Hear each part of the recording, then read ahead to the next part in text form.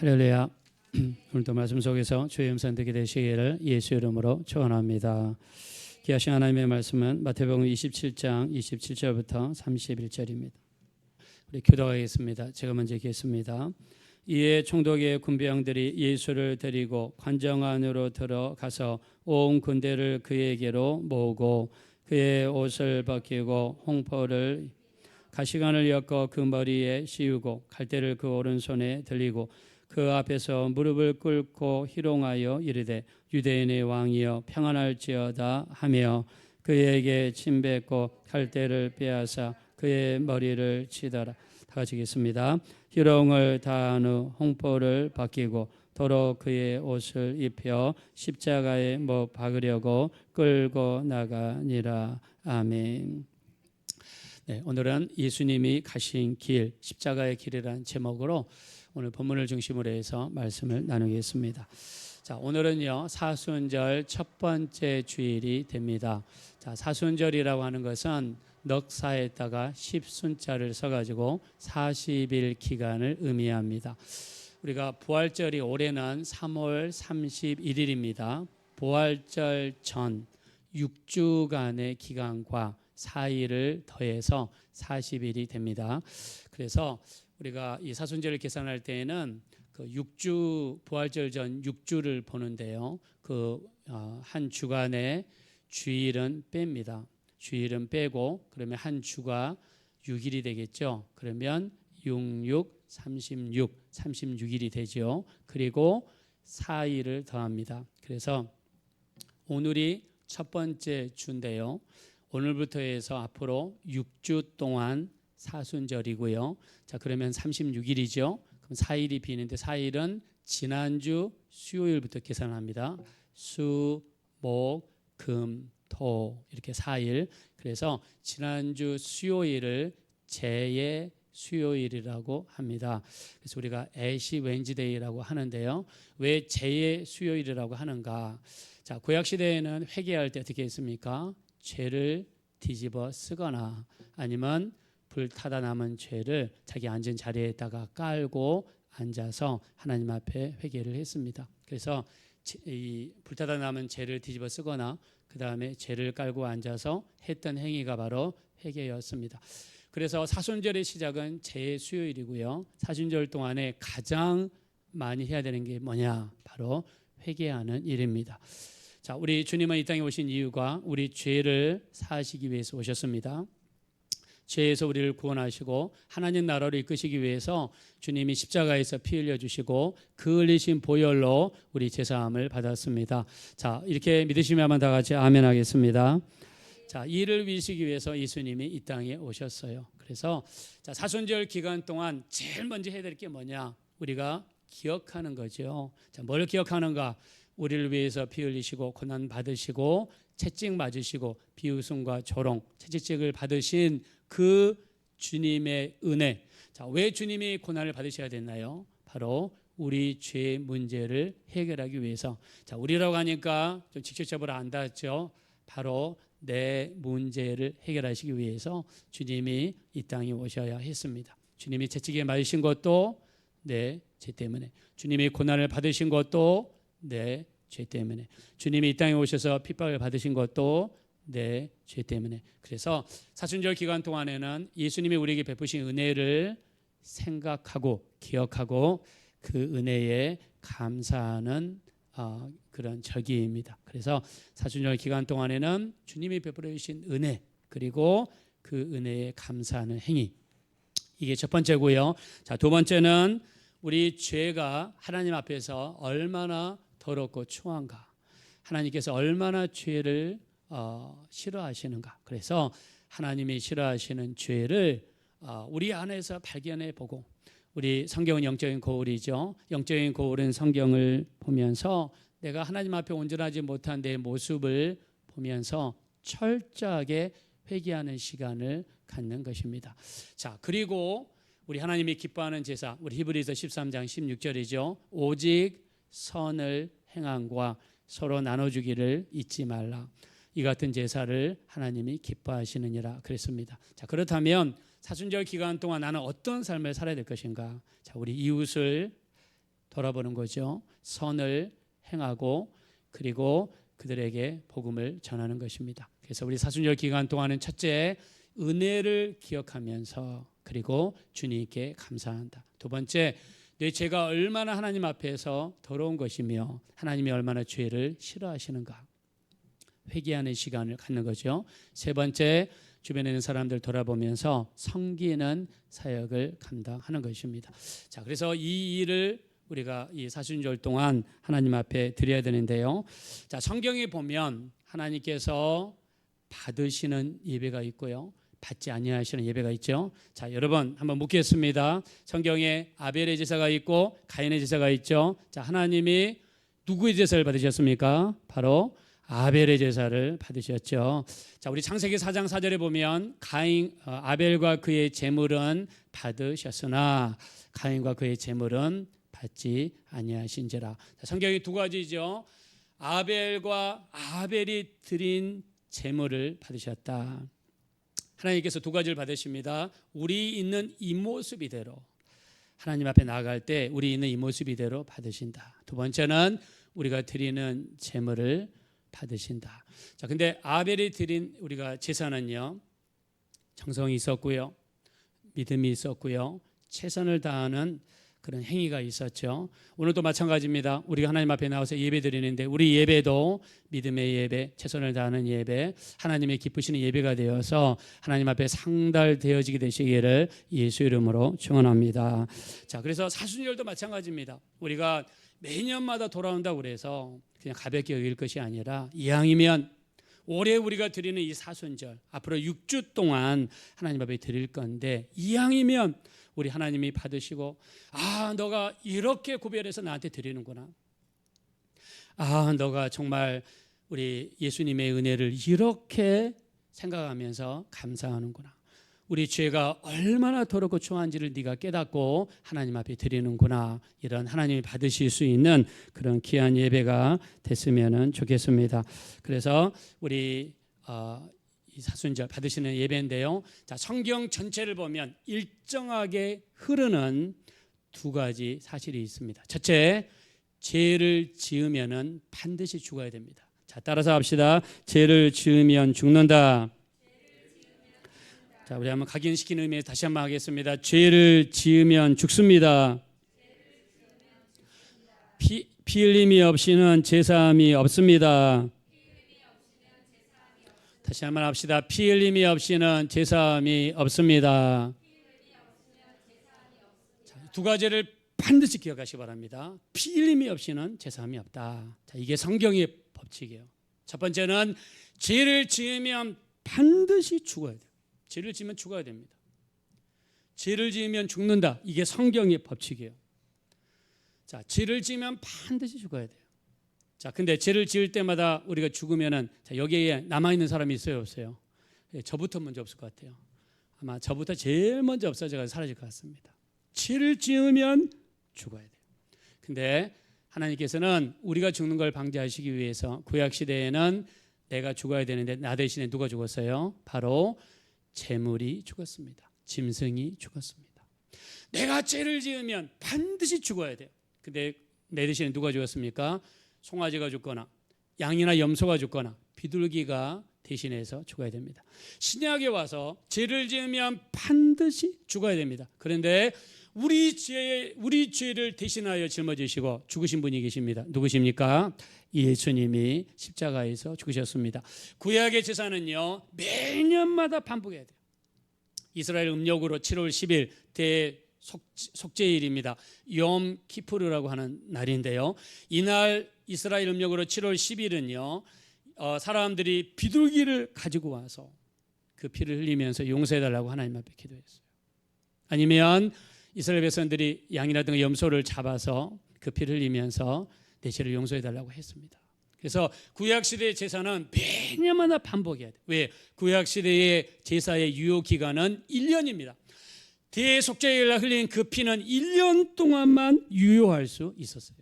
그래서 1년 동안 지은 모든 죄를 모아가지고 와서 대속죄일 성막 앞에 모여서 하나님, 우리가 이러이러한 죄를 지었습니다. 1년 동안 내가 지은 모든 죄를 회개합니다. 하나님 앞에 회개하고, 그리고 짐승의 위에다가 안수하고 죄를 전가시키고, 그리고 그 짐승을 죽여서 그 피를 흘리면서 그 피로 제사함 받았다고 믿었습니다. 자, 우리 믿으시면 다 같이 아멘 하겠습니다.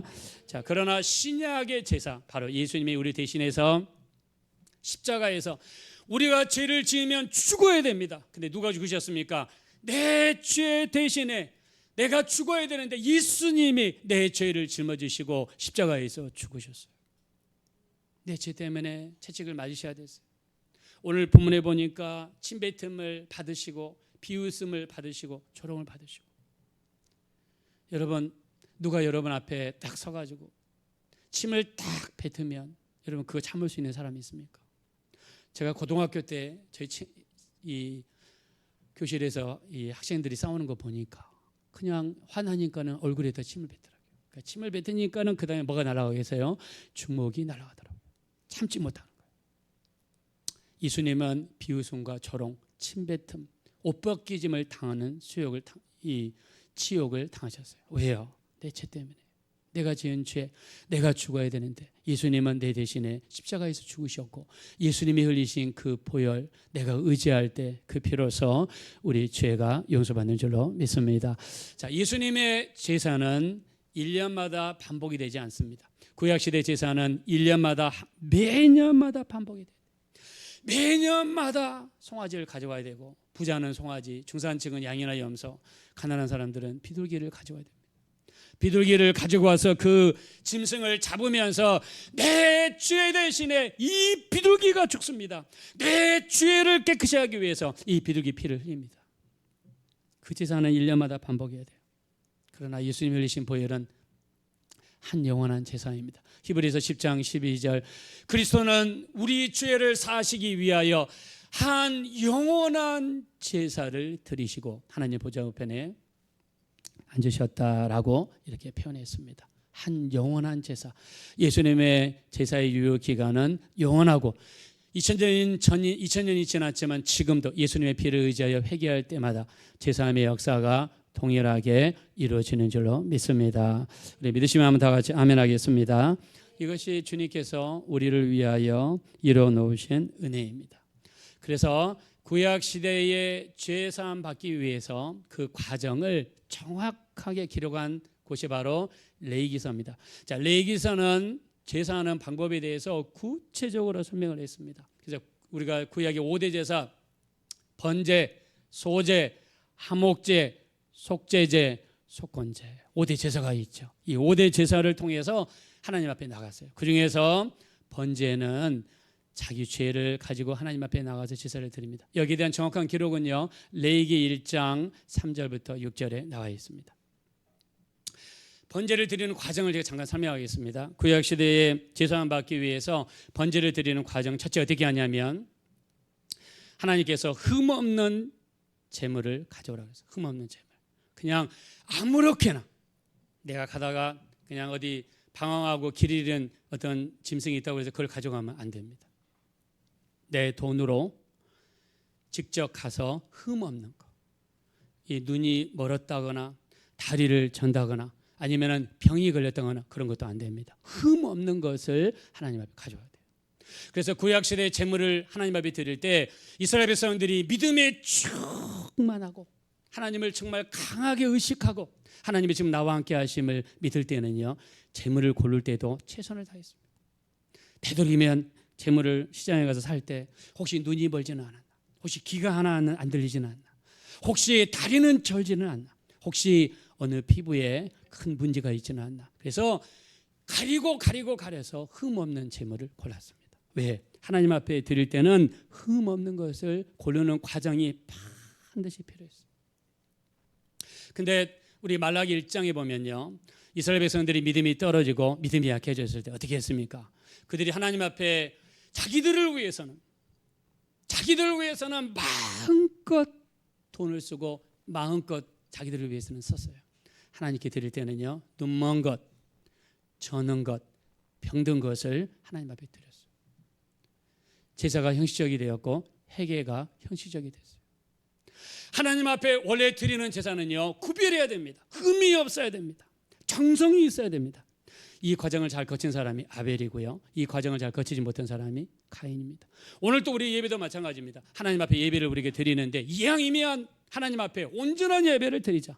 하나님 앞에 이왕이면 영과 진리의 예배를 드리자. 이왕이면 하나님이 받으시는 예배를 드리자. 여러분, 이런 예배를 드려야 하나님이 받으시지 않겠습니까? 하나님이 받으시는 예배가 있고 안 받으시는 예배가 있으니까 이왕이면 하나님이 받으시는 예배 여러분 드려야 되지 않겠습니까?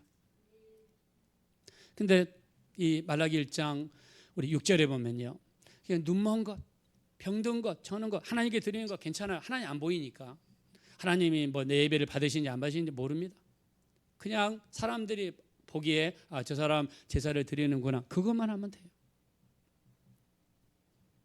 하나님께 말씀하시죠. 내 제단 위에 헛되이 불사르지 못하게 너희 중에 누가 성전 문을 닫을 자가 있으면 좋겠도다.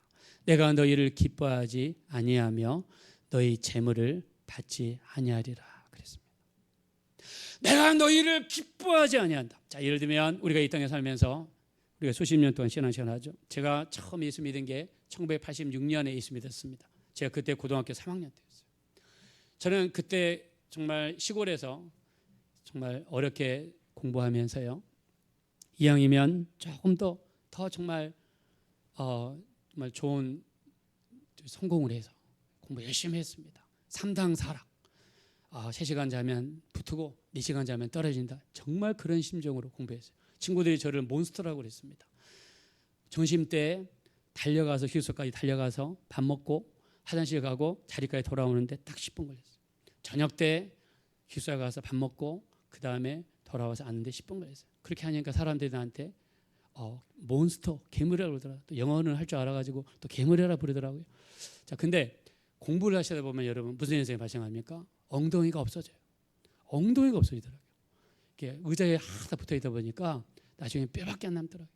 근데 그렇게 하다 보니까 병이 걸렸어요. 병이 걸려가지고 이 고개를요 들 수가 없어요. 이렇게 들 수가 없습니다. 너무나 힘들었습니다. 그때 정말 신이 계시다면, 하나님이 계시다면 만나고 싶었어요. 내가 왜냐하면 빨리 나아서 좀 몸을 제대로 움직이고 싶다는 그런 소원밖에 없었어요. 어떻게 하든지 빨리 나아야 되겠다. 근데 교회에 가서 처음 예배를 정식으로 드는데요, 그동안 9개월 동안 아파가지고 못 들던 고개가 예배 드리는데 고개가 들려졌어요. 고개가 들려지는데 정말 안 아팠습니다. 그래서 저는 그때 느꼈어요. 진짜 교회에 하나님이 계신가 보다 하고 아주 강하게 저는 느꼈어요. 강하게 느꼈습니다. 자, 우리가 하나님 앞에 이렇게 예수 처음 믿을 때, 여러분들 예수 처음 믿을 때 기억나시죠? 예수를 처음 믿고 나서 저 같은 경우는 아주 오랫동안 이제 신앙생활을 해오고 있습니다. 이제 우리 그 오랫동안 예배드리고 오랫동안 찬양하고 오랫동안 기도했는데, 만약에 우리 그날에 되어서 주님 앞에 갔을 때 만약 주님께서 네가 드렸던 것, 네 드렸던 기도, 네가 드렸던 찬양, 네가 드렸던 예배 나 기뻐하지 않아, 그렇게 만약에 그러신다면 여러분 우리 얼마나 절망입니까? 우리 말라기 1장 10절에 얘기합니다. 저들이 내 제단에 헛되이 불사르지 못하게 너희 중에 누군가가 성전 문을 좀 닫았으면 좋겠다. 이 말은 무슨 말입니까? 저렇게 예배 드릴 거면 차라리 두르지 말아라, 이런 뜻이지 않겠어요? 그래서 우리가 하나님 앞에 제물을 드릴 때도 어떤 과정을 거치는가? 반드시 흠 없는 것, 점 없는 것, 어떤 구별해서 하나님 앞에 드리는 거죠. 하나님 앞에 그런 과정을 거쳐야 돼요. 자, 이 과정을 거쳐서 어떻게 합니까? 하나님 앞에 먼저 첫 번째 성전 성막 안에 가면은 번제단이 있습니다. 첫 번째는 거기까지 가야 됩니다. 내가 그를 끌고 가야 돼요. 그리고 어떻게 하냐면 그 제물 머리 위에다가, 자, 예를 들면 양이라고 합시다. 이 양 위에다가 내가 손을 안수를 합니다. 그리고 내가 지은 모든 죄를 고백하면서 하나님, 내가 이 죄를 이 양에게 청가시킵니다. 내 가족의 죄를 청가시킵니다. 내 아내의 죄를 청가시킵니다. 내 자식의 죄를 청가시킵니다 하면서 제물 위에다가 내 모든 죄를 그 위에다가 청가시켜야 돼요. 이게 두 번째 작업이에요. 그리고 세 번째는 내가 직접 칼을 가져와 가지고 양을 죽여야 됩니다. 세 번째예요. 그리고 그 피를 받습니다. 피를 받은 다음에 어떻게 합니까? 번제단 위에 있다가 7번을 뿌리면서 하나님, 피 흘림이 없이는 제사함이 없다 하지 않았습니까? 이 피로서 내 죄를 용서해 주십시오. 이 피로서 내 죄를 용서해 달라고 간절히 하나님 앞에 회개하면서 합니다. 그리고 나서 어떻게 합니까? 양이 죽었잖아요. 그러면 그 양을요 바닥에다가 눕힙니다. 그리고 자기가 죽였던 칼로 가죽을 하나씩 벗겨냅니다. 그 양 가죽을 처음부터 끝까지, 머리부터 발끝까지 다 일일이 가죽을 벗겨내요. 그리고 나서 이제 속 알몸만 드러나겠죠. 그때 어떻게 합니까? 나무 위에 올려놓고 뼈 마디를 돌아가면서 칼로서 그 마디를 잘라냅니다. 쫙 잘라냅니다. 그러면서 어떻게 합니까? 내가 이렇게 죽어야 되는데, 내가 이 재물처럼 죽어야 되는데, 이 재물이 내 죄를 대신하여 죽습니다. 제가 죄인입니다. 내 죄가 이렇게 중합니다. 내가 죄인이 되어서 이렇게 죽어지고 피 흘려지고 가죽이 벗겨져야 되고 토막토막 내가 잘라져야 되는데, 하나님, 이 재물이 나를 대신하여 죽습니다. 어떤 사람은요, 번제물 하나님 앞에 드리면서 이 번제물 위에 있다가 손을 얹고 자기 죄를 다 중과를 시킵니다. 어떤 사람은 회개하면서 눈물을 흘리면서 웁니다. 하나님, 내가 이런 죄인입니다. 내가 내가 지은 죄가 이렇게 많습니다. 하나님 앞에 내 죄를 이렇게 철저하게 회개하면서 그 다음에 가죽을 벗겨내고 그 다음에 이 마디마디를 따라가면서 번제물을 자릅니다. 번제물을 잘라서 한 곳에 모읍니다. 이게 바로 6번째 단계예요. 그리고 7번째는 그 번제물을 제사장에게 갖다 주면 제사장은 그것을 받아가지고 번제단 위에 쏟은 다음에 그 번제단 위에 있는 재물을 불을 태워서 사라지게 만듭니다. 이게 죄를 지은 사람이 구약시대에 하나님 앞에 제사를 드릴 때 이 6가지 과정을 거쳐서 마지막 제사장에게 드렸습니다. 그래서 첫 번째부터 6번째까지 어떻게 하는가? 이 제사를 드리는 사람이 일일이 다 해야 됩니다. 일일이 이 모든 과정을 다 해야 돼요.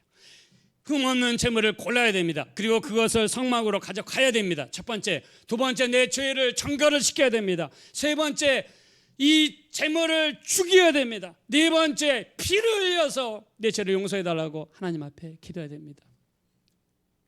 그리고 5번째, 이 가죽을 벗겨냅니다. 그리고 6번째, 이 뼈 마디마디를 돌아가면서 재물을 잘라냈습니다. 그리고 내 죄를 용서해 달라고 하나님 앞에 간절히 기도했습니다.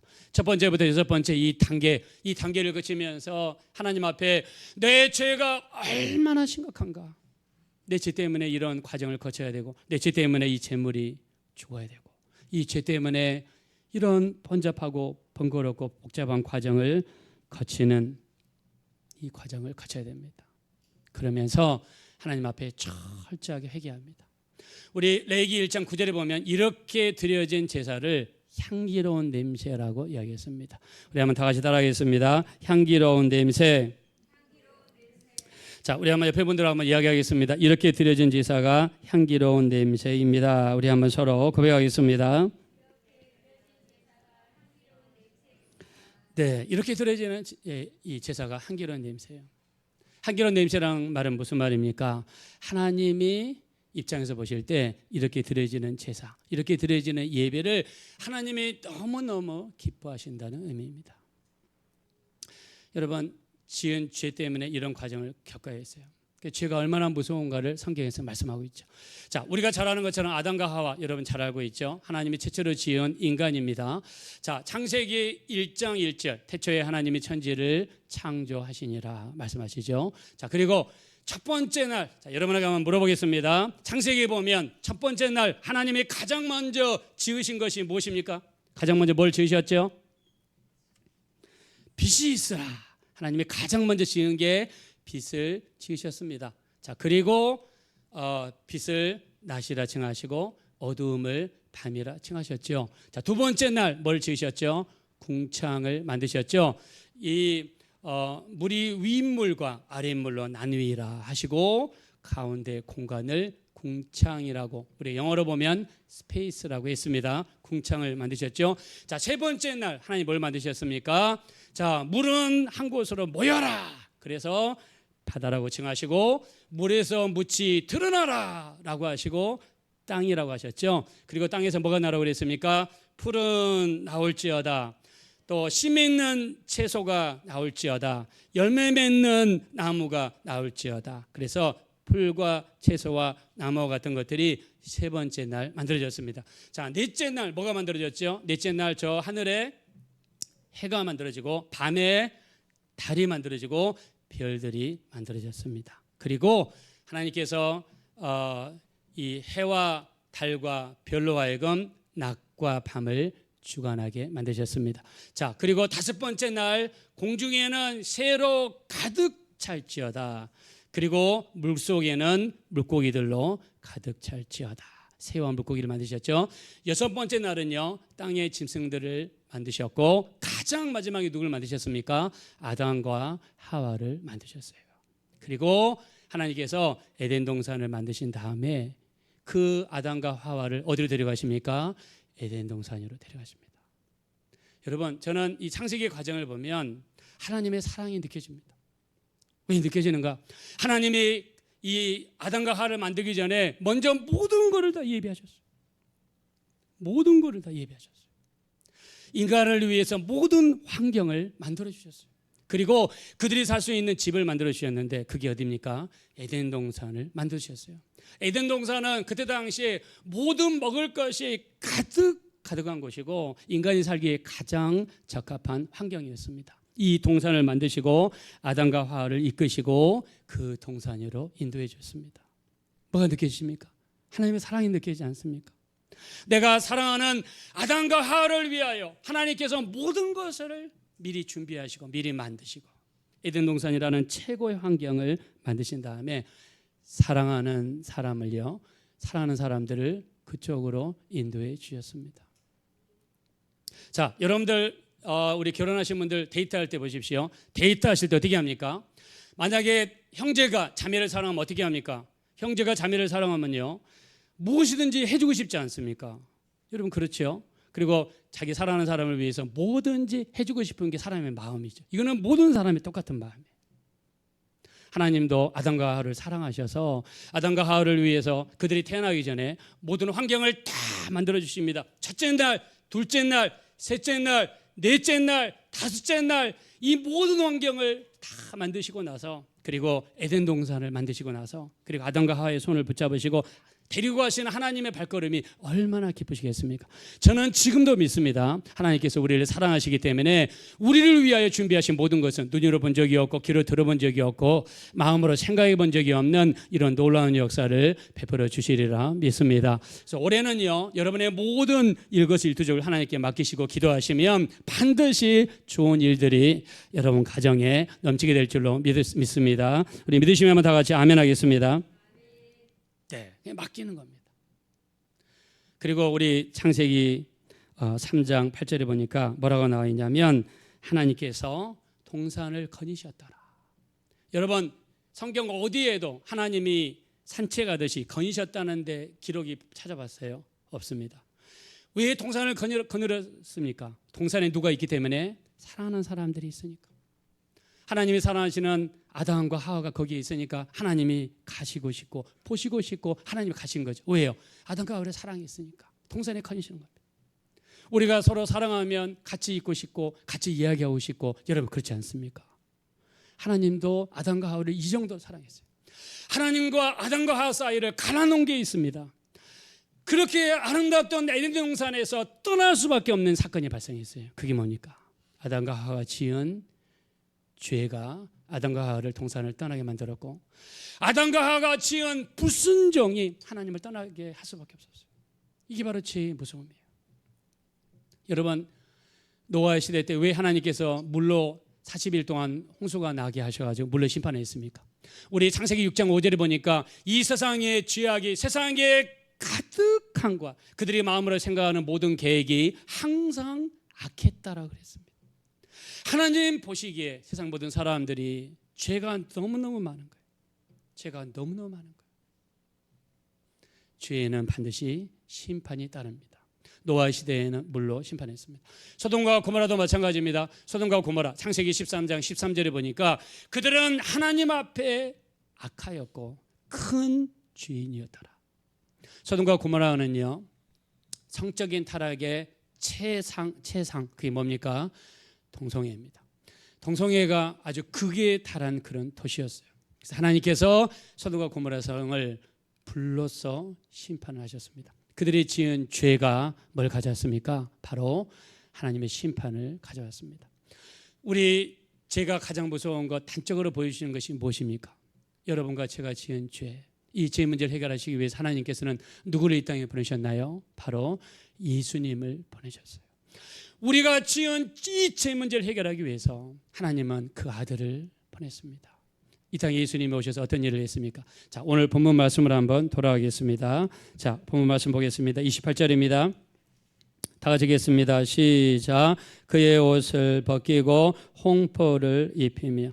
자, 예수님을 사람들 앞에서 옷을 다 벗겼어요. 여러분, 수치를 주는 거죠. 창피를 주는 거죠. 그 많은 사람들 지켜보는 앞에서 예수님의 옷을 벗기면서 수치감과 창피감을 주셨어요. 왜요? 내가 지은 죄 때문에 주님이 당하시는 고난입니다. 29절입니다. 다 같이 읽겠습니다. 시작. 가시관을 엮어 그 머리에 씌우고 갈대를 그 오른손에 들리고 그 앞에서 무릎을 꿇고 희롱하여 이르되 유대인의 왕이여 평안할지어다 하며 아멘. 여기 보니까 예수님 머리에 뭘 씌웠냐면 가시관을 씌웠어요.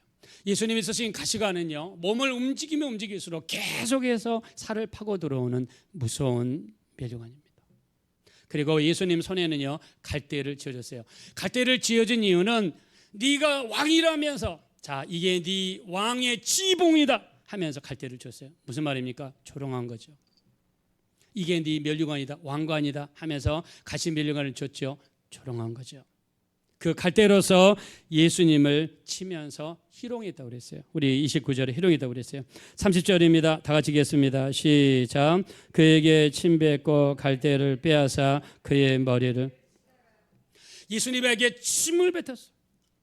여러분, 얼마나 모욕적입니까? 왜 예수님이 침뱉음을 당하고 갈대로 머리침을 당해야 됩니까? 왜 그랬습니까? 바로 내 죄 때문이죠. 자, 내가 지은 죄 때문에 내가 죽어야 됩니다. 내가 피를 흘려야 됩니다. 그러나 구약시대는 짐승이 대신해서 피를 흘렸고 신약시대에는 예수님이 내 대신에 피를 흘리셨습니다.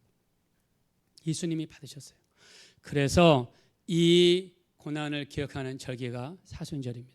사순절은 내를 대신하여 고난 받으시고 피 흘리시고 채찍을 맞으시고 조롱과 비웃음을 당하시며 희롱을 받으시고 채찍을 맞으셔야 했던 예수님, 그 예수님이 바로 우리 죄를 사하시기 위해서, 고난 받으시기 위해서 오신 그 길이 사순절입니다. 그래서 우리가 사순절 기간 동안에는요, 내 죄가 얼마나 심각한가, 내 죄가 얼마나 무서운가, 하나님의 아들이신 예수님을 이 땅에 내려오게 할 수밖에 없었고, 그리고 예수님은 나 대신에 고난을 받으실 수밖에 없었고, 그리고 내 죄를 짊어지시고 죽을 수밖에 없게 만든 사건, 바로 그 근본이 바로 내 죄 때문입니다. 자, 우리 한번 따라하겠습니다. 내 죄 때문입니다. 다시 한번 고백하겠습니다. 내 죄 때문입니다.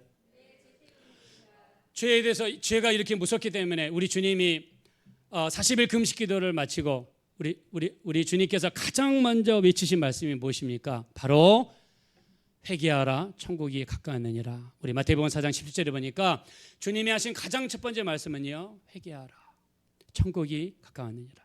왜 주님이 회개를 외쳤습니까? 죄가 이렇게 무섭기 때문에 회개를 외쳤습니다.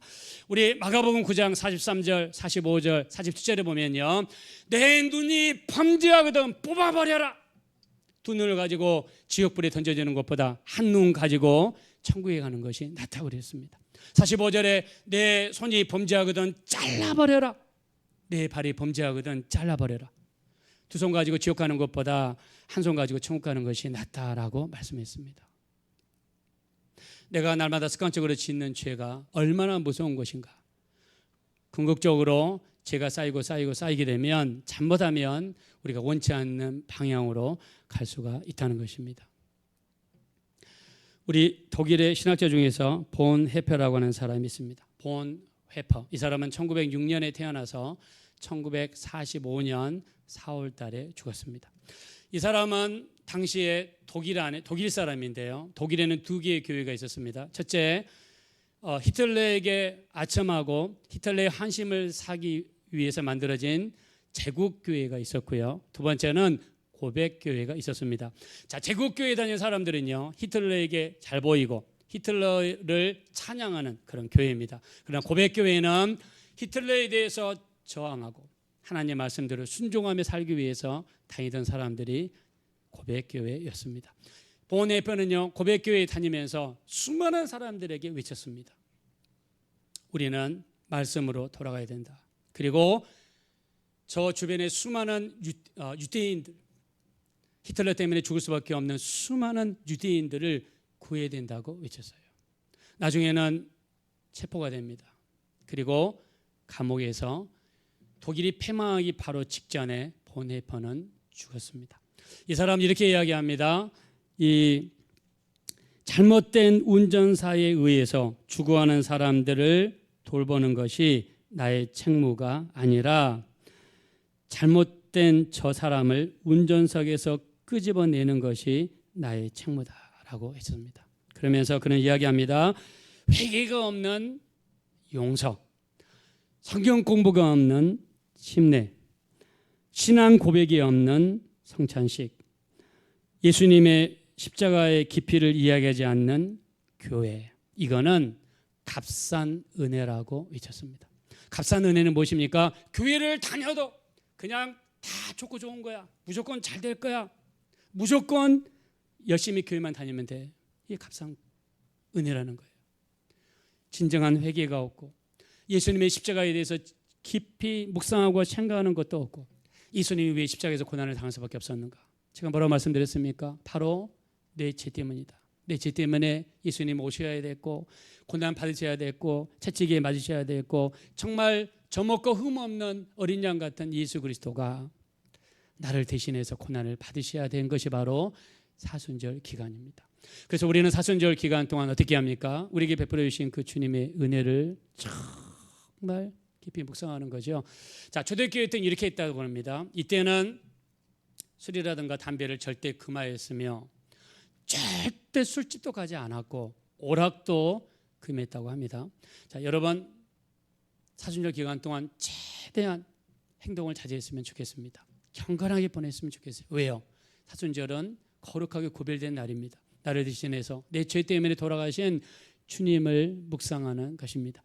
그래서 우리가 이 제사를 드릴 때 어떻게 합니까? 제물을 죽여야 되고 죄를 전가시켜야 되고 가죽을 벗겨야 되고 각을 따라서 마디를 따라서 제물을 자르면서 죄인된 내가 이렇게 죽어야 되는데 내 대신에 이 제물이 죽는구나 하면서 통회하는 심정으로 드려지는 회개, 이것을 레위기 1장 9절에서는 향기로운 냄새, 향기로운 제물이라고 그랬습니다.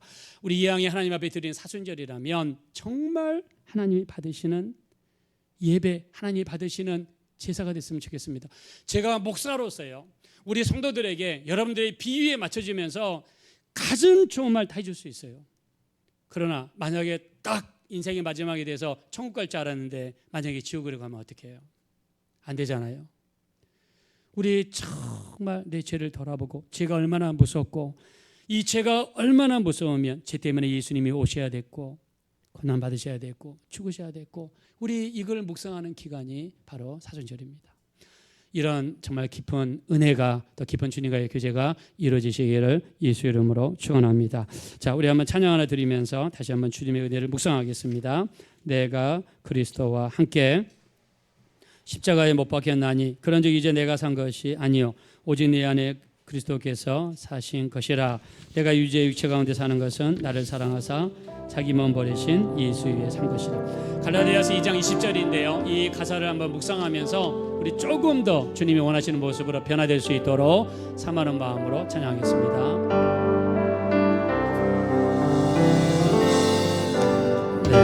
내가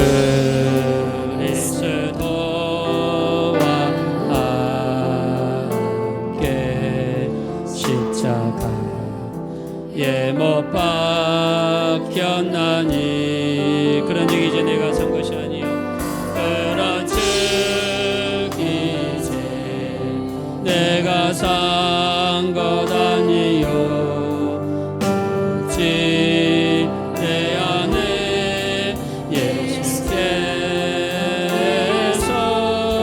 사신 것이라. 이제 내가 육체 가운데 사는 것은 나를 사랑하사 자기 몸 버리신 예수 위에 사. 다시 한번 찬양하겠습니다. 우리 가슴에 손을 얹으시고 내가 그리스도와 함께 그리스도와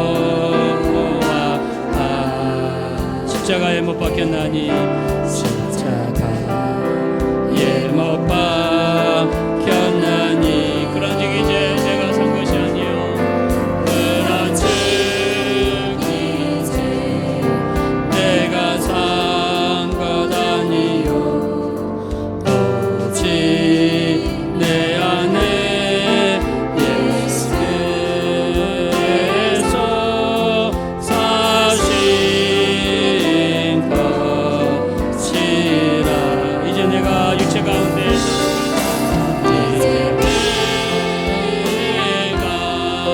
육체 가운데 사는 것은 나를 사랑하사 자기 몸 버리신 나를 사랑하사 자기 몸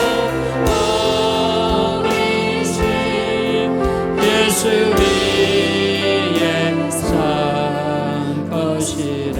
이 시간에 기도하실 때 참으로 사순절 기간 동안 내 자신을 돌아보게 도와주시고 온전하지 못한 모습 내가 지은 모든 죄를 철저하게 회개하며 우리를 위하여 고난받으신 주님의 은혜에 감사하며 주님과 깊은 교제가 사순절 기간 동안 이루어지게 도와주십시오. 우리 합심으로 간절히 기도하겠습니다. 돌아가시고 잡으러 오신 하나님 진심으로